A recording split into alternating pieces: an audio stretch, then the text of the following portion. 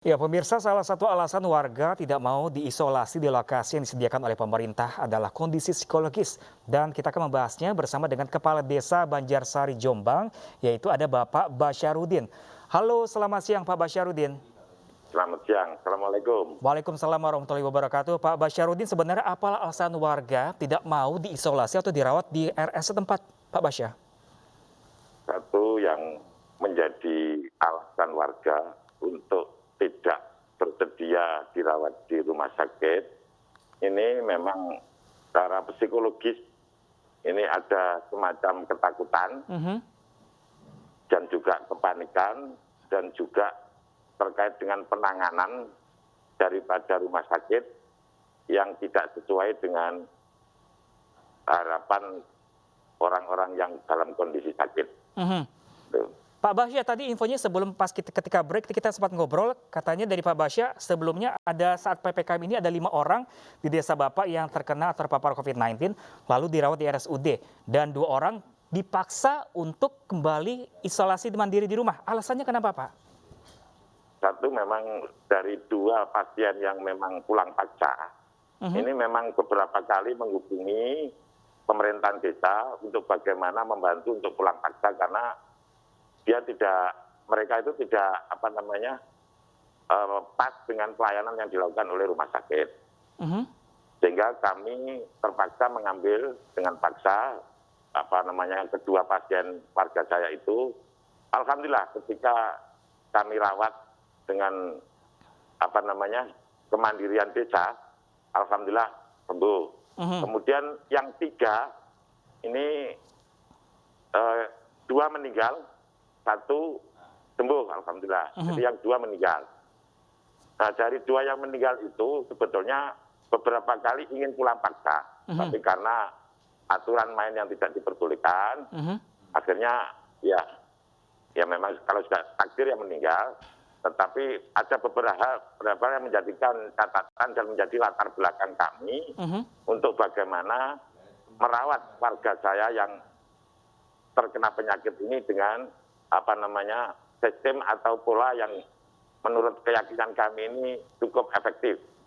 Oh iya, Pak, sebelumnya Pak memang pelayanan di rumah sakit RSUD di Banjarsari sendiri menurut Bapak tidak layak, seperti apa Pak jelasnya, Pak? Kalau untuk rumah sakit saya terkait dengan pelayanan, ini atas masukan dari warga saya yang menderita itu, kemudian saya buktikan sendiri bahwasanya ketika orang yang sedang sakit ini tidak ada komunikasi dengan keluarga dan yang ataupun kerabat dekat dan juga orang-orang yang terdekat, ya juga akan menimbulkan keguncangan di psikologisnya, tidak tenang, akhirnya juga akan memperlemah sistem imun tubuhnya itu. Oh, jadi warga Bapak yang terpapar dan dirawat di RSUD merasa diasingkan oleh pihak rumah sakit dari keluarga, seperti itu? Betul sekali. Ya. Nah, ketika sudah dipindahkan dari rumah sakit ke desa Bapak di rumahnya sendiri, ini sulit nggak Pak dengan koordinasi dengan pihak rumah sakit? Ya, dalam aturan memang tidak diperbolehkan ketika masih dalam perawatan rumah sakit untuk diambil paksa. Tetapi saat itu dengan berbagai cara akhirnya kami juga bisa membawa pulang dan alhamdulillah kami dengan koordinasi dengan bidan desa dan para relawan medis yang ada di warga desa Banjarsari ini saya kerahkan dan kemudian kami bersama-sama untuk membantu penyembuhan itu alhamdulillah bisa sembuh. Gitu. Nah Pak, ini kan penyakit tidak main-mainnya Pak ya, dan ini penanganannya diisolasi mandiri di rumah. Nah ini dengan warga setempat dan Bapak sendiri, penanganan untuk warga yang terpapar COVID-19 di rumah ini seperti apa? Satu yang perlu kami sampaikan, kami melakukan langkah-langkah ikhtiar lahir dengan tidak melanggar daripada SOP daripada medis.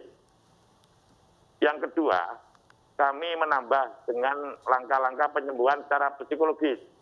Di antaranya bagaimana agar kejiwaan daripada penderita ini tidak termasuk orang yang dikucilkan akibat penyakit itu.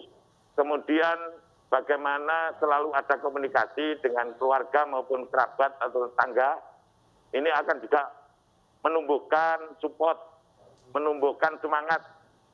Ini.